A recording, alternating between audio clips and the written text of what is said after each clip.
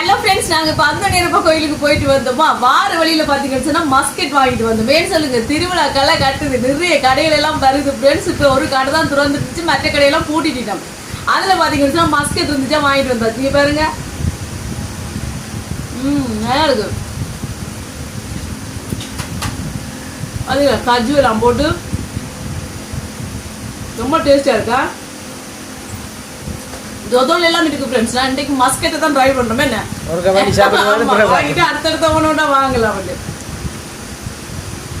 சூப்பராக இருக்கு. யாருக்கெல்லாம் மஸ்கெட் பிடிக்குமோ வந்து வாங்குங்க, சரியா?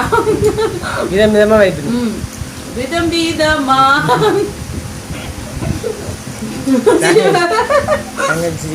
நல்லா இருக்காம வாடுறது வித்தியாசமாய்.